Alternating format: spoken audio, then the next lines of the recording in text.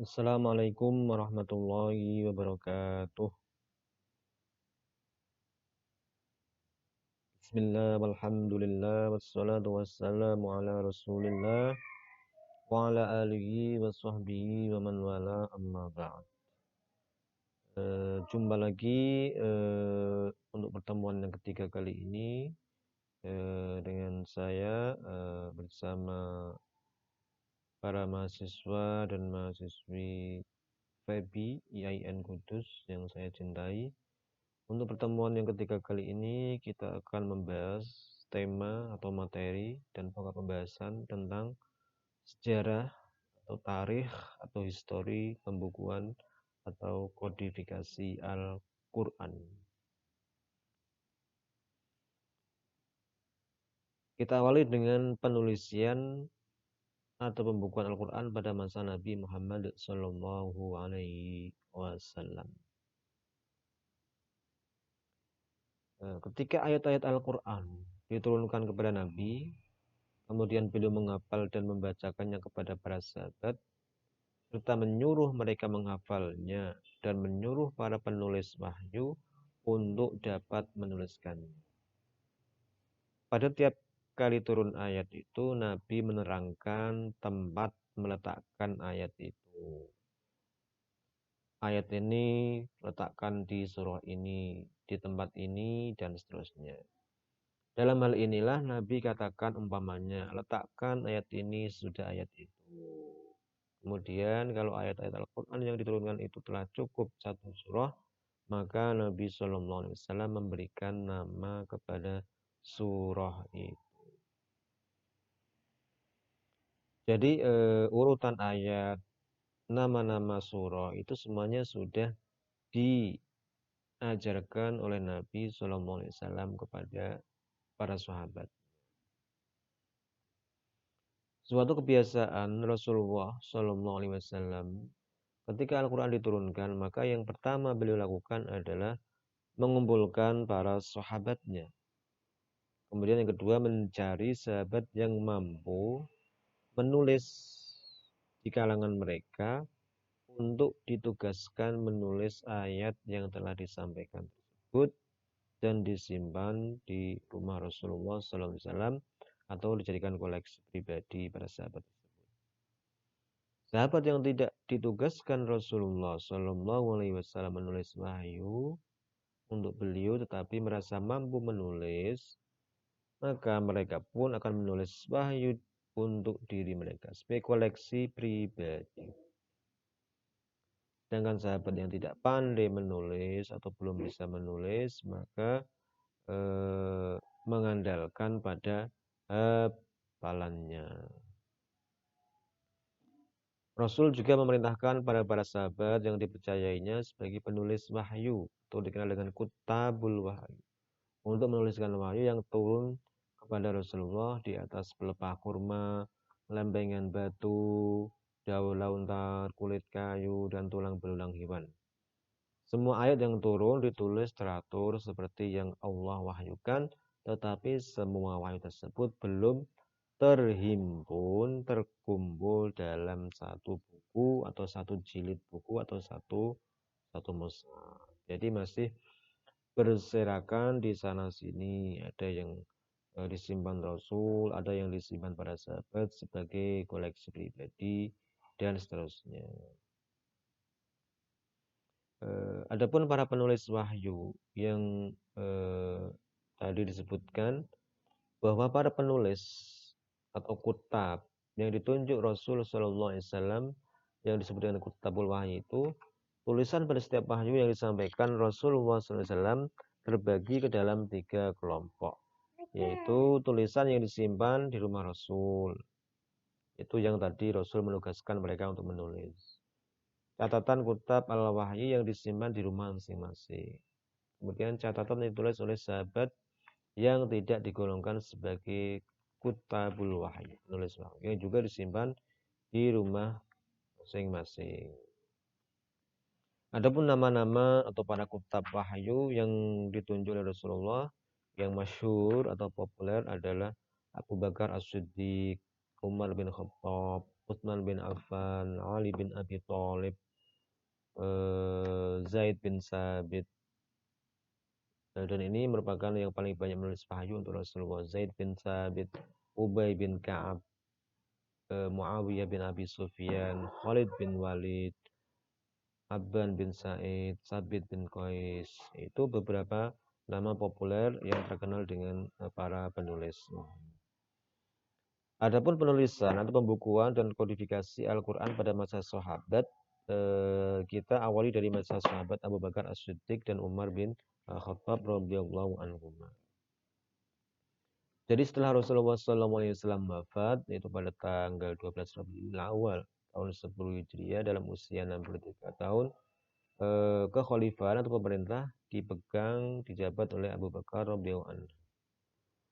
Pada tahun pertama kepemimpinannya, bergeraklah Musailamah al-Kadzdzab, si pendusta, si pembohong, si nabi palsu di daerah Yamamah, mengatakan dirinya sebagai nabi.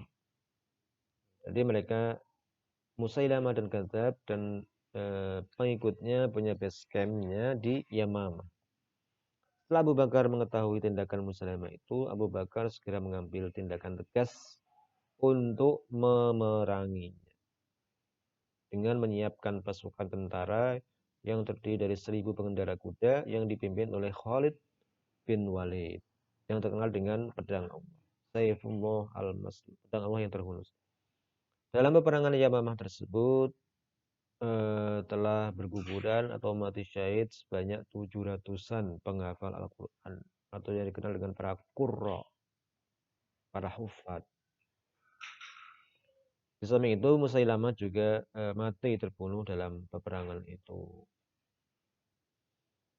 Memperhatikan keadaan para sahabat penghafal Al-Quran, para qurra, para hufad, banyak yang mati, banyak yang meninggal, banyak yang mati syahid terbunuh dalam peperangan Yamamah itu, maka timbullah gagasan atau ide dan inisiatif dari sahabat Umar bin Khattab radhiyallahu anhu, sehingga beliau mengusulkan kepada sang khalifah yaitu Abu Bakar, supaya Al-Quran yang masih berserakan, masih bertaburan di mana-mana itu supaya dikumpulkan dan ditulis dalam satu buku atau satu kitab, karena khawatir nanti peristiwa pembunuhan, gugurnya para syuhada ini akan terjadi lagi dan kian meluas.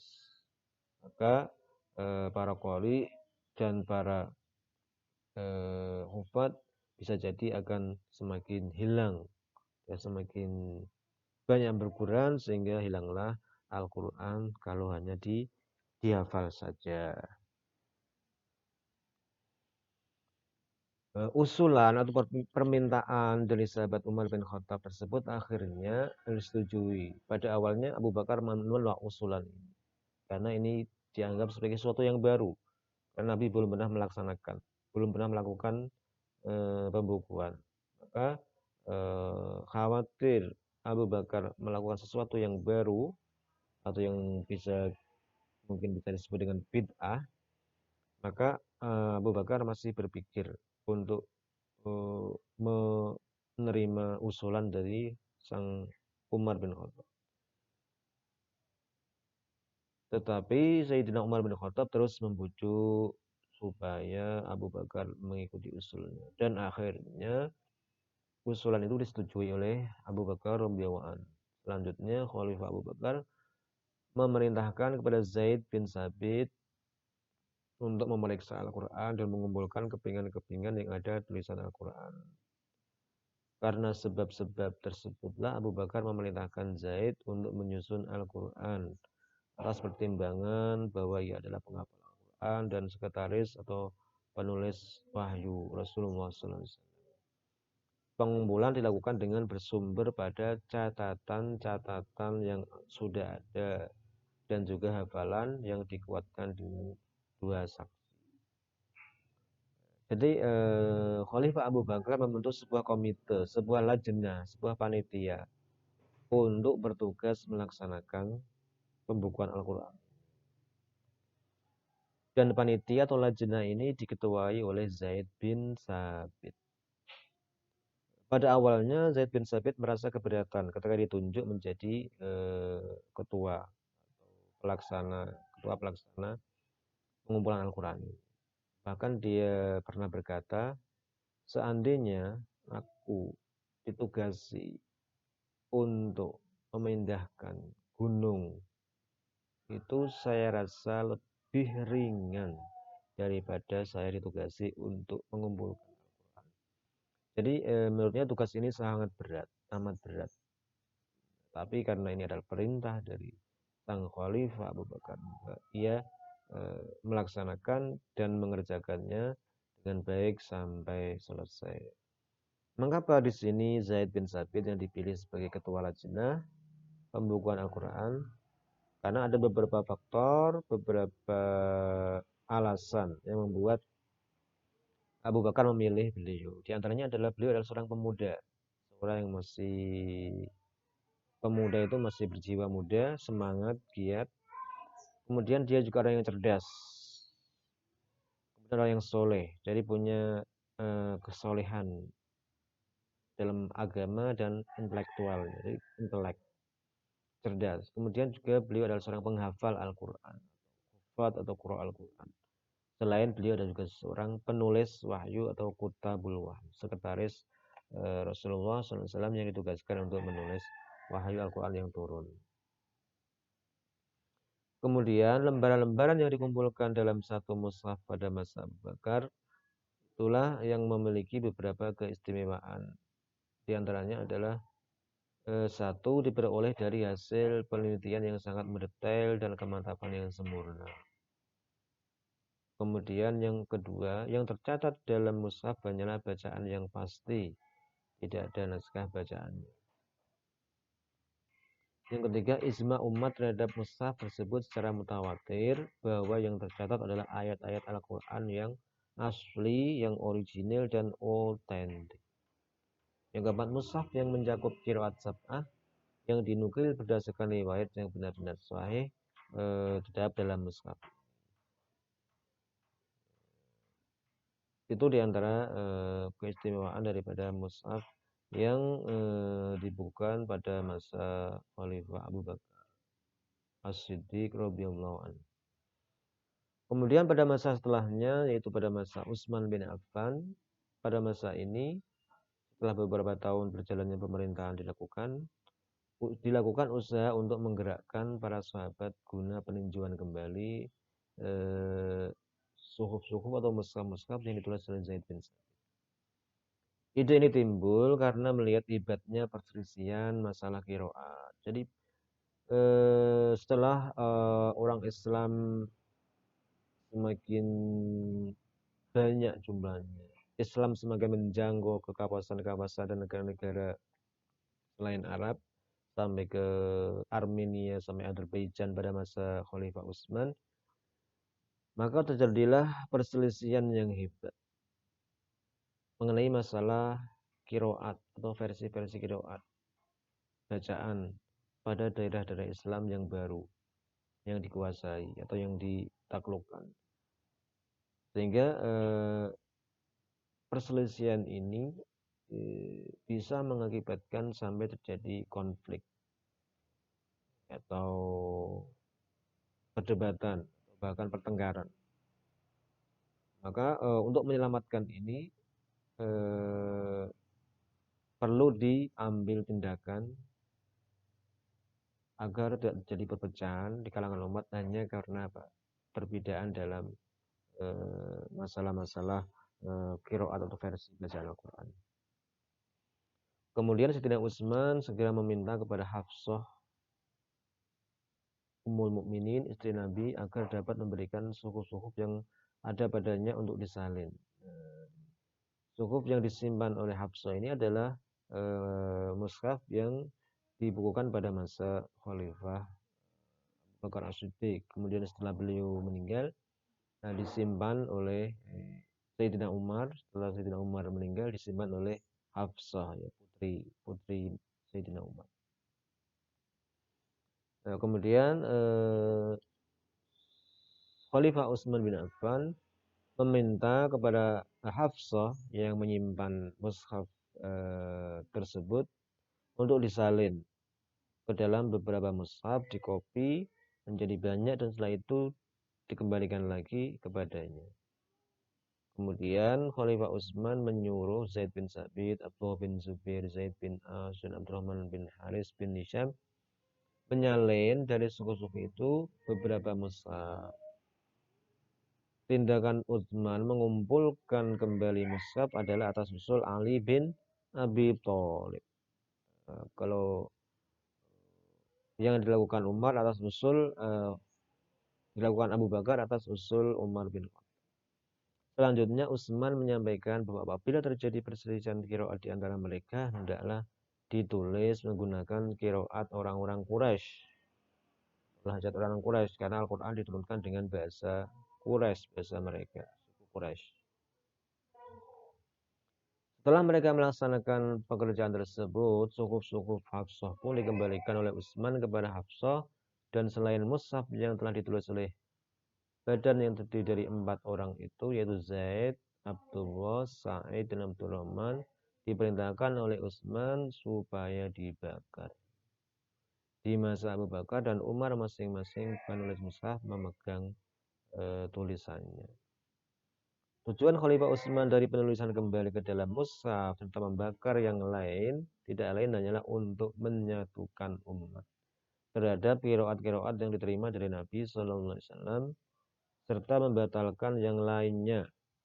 Kecuali itu, Khalifah Utsman juga bermaksud supaya umat memegangi mushaf yang telah tersusun sempurna buat menolak kerusuhan atau perselisihan yang timbul diakibatkan karena perbedaan qiraat. Selanjutnya adalah pembukuan Al-Quran pada masa setelah sahabat. Mushaf Utsmani yang tidak dilengkapi dengan tanda harokat dan titik untuk membedakan bunyi konsonan yang hurufnya sama, pada mulanya tidak bermasalah. Namun setelah banyaknya orang ajam, orang asing, orang bukan Arab dan tidak berbahasa Arab yang memeluk agama Islam, masalah kesalahan dan kesulitan membaca timbul kembali karena mereka tidak memahami makna kata dan kalimat dalam Al-Quran itu. Hal ini berlangsung hampir 40 tahun lamanya. Sampai pada suatu saat Khalifah Muawiyah bin Abi Sufyan terkejut mengetahui Ubaidillah, itu putra Ziyad Gubernur Basra, yang banyak sekali melakukan kesalahan dalam membaca. Maka Khalifah meminta kepada Ziyad untuk menugasi Abul Aswad Ad-Du'ali, seorang pakar tata bahasa Arab, untuk mengatasi masalah ini.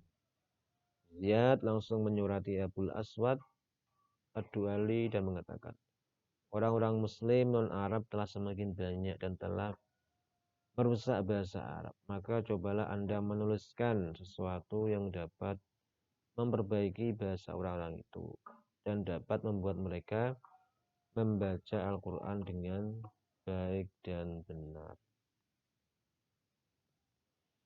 Abul Aswad Ad-Du'ali sendiri pada mulanya tidak mau melakukan tugas itu karena terpengaruh oleh fatwa Abdullah bin Mas'ud, itu sahabat Rasulullah SAW, dan sekaligus pakar terkemuka Al-Quran yang mengatakan, murnikanlah Al-Quran, jangan sampai dicampuri sesuatu apapun atau tulisan apapun.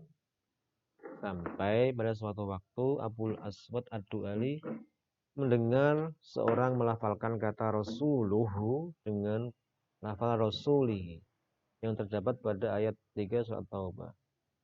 Annallahu bari'um minal musyrikina wa rasul. Itu yang asli. Tapi ada yang membaca wa rasulih. Lamnya dibaca kasrah. Maka setelah mendengar ini Abul Aswad Ad-Du'ali terkejut. Kalau kata Rasuluh pada ayat itu dibaca Rasuli, maka makna itu akan berubah total.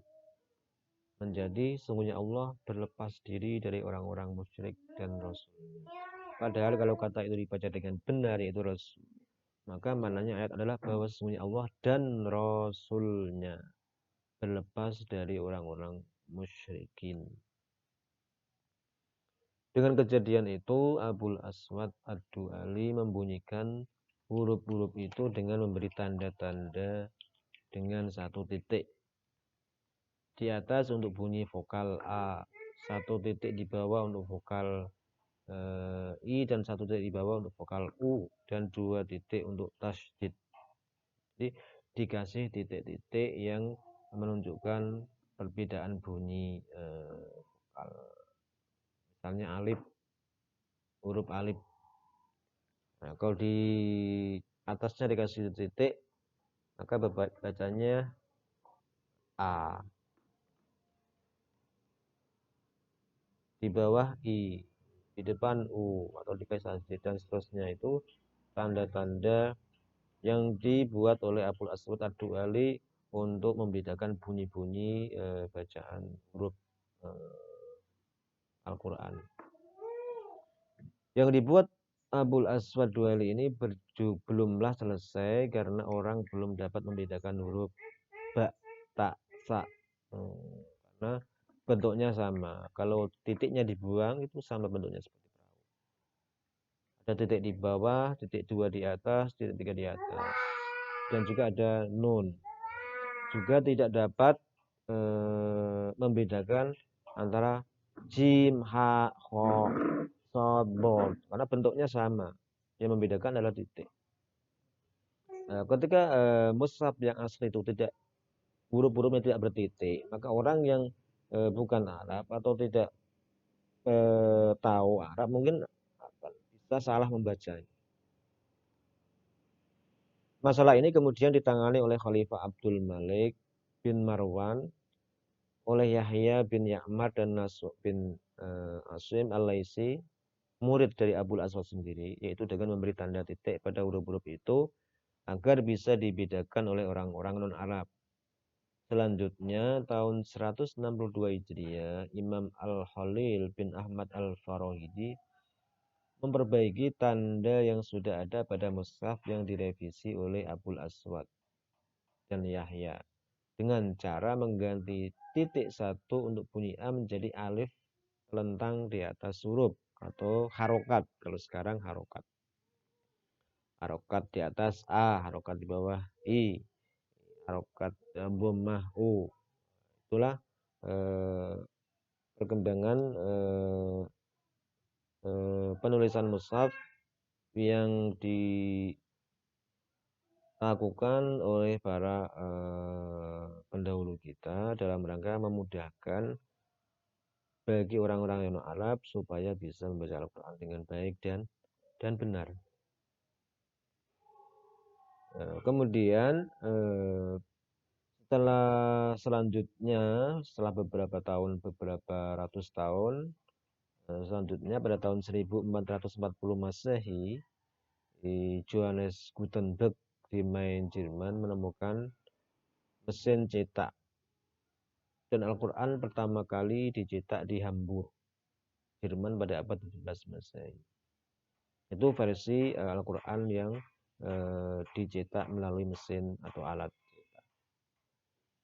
Penyalinan secara nasional di Indonesia berlangsung sampai akhir abad ke-19 atau awal abad ke-20 di segala tempat di seluruh Indonesia. Lalu sejak permulaan abad ke-20, rintisan usaha percetakan Al-Quran sudah dimulai. Namun pencetakan Al-Quran di Indonesia dimulai sekitar tahun 1990-an. Sejak saat itu banyak Al-Quran dicetak di Indonesia baik oleh pemerintah maupun swasta. Dalam hal ini yang mengawasi percetakan Al-Quran di Indonesia adalah Kementerian Agama, yang situ ada Lajnah Pentaskhih Al-Quran yang dibentuk berdasarkan surat keputusan Menteri Agama RI nomor 1 tahun 57 tanggal 5 Februari 1954. Kemudian dengan adanya kemajuan ilmu pengetahuan dan teknologi, muncullah aplikasi mushaf Al-Quran yang bisa dipasang atau diinstal di komputer, di laptop, handphone, Android, iPhone, Apple, dan seterusnya, yang semakin memudahkan orang untuk bisa mengakses Al-Quran. Bahkan bukan hanya mushaf, penafsirannya pun sudah banyak diaplikasikan, dibuat program dan aplikasi. Kemudian juga penerjemahannya, kemudian pembacaannya, banyak aplikasi di Android atau di komputer atau laptop. Variasi bacaan-bacaan Quran yang dibacakan oleh para qurra, para imam. Kita bisa mengikuti atau meniru salah satu dari para qurra tersebut ketika membaca Al-Quran atau melantuni Al-Quran. Sehingga dengan adanya aplikasi dan program-program yang berkaitan dengan mushaf Al-Quran atau penerjemahan Al-Quran, pembacaan Al-Quran atau penafsiran Al-Quran ini semakin mempermudah kita untuk berinteraksi dan bermuamalah dengan Al-Quran. Sehingga tidak ada alasan bagi kita untuk tidak terus belajar dan meningkatkan level kita terhadap Al-Quran. Level interaksi kita terhadap Al-Quran seharusnya kita harus meningkatkan. Bukan hanya sekedar membaca, meskipun juga membacanya adalah sesuatu yang dianggap sebagai ibadah. Tapi di atas itu ada level-level yang lain. Ada membaca, ada tilawah, ada qiraah, ada tilawah, ada tadabbur, ada tafsir, ada pemahaman, penghayatan, peresapan, refleksi, merenungkan, menghayati, dan mengamalkan Al-Quran.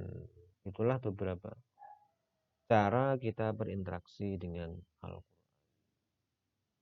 Jadi ilmu pengetahuan dan teknologi modern sudah memberikan sarana atau wasilah atau media, instrumen kepada kita semua, sehingga tidak ada alasan bagi kita untuk tidak berinteraksi dengan Al-Quran dan meningkatkan interaksi kita dengan Al-Quran ke level yang lebih tinggi. Sebagai seorang muslim yang punya pedoman atau sumber utama dalam hidupnya adalah Al-Quran, maka seharusnya dia selalu meningkatkan level interaksinya dengan Al-Quran, diawali dengan belajar dari bacaannya, belajar melantunkannya, belajar memahaminya, belajar menerjemahkan, belajar memahami, belajar menafsirkan, belajar merenungkan, belajar menghayati, belajar mengamalkan isi kandungan Al-Quran.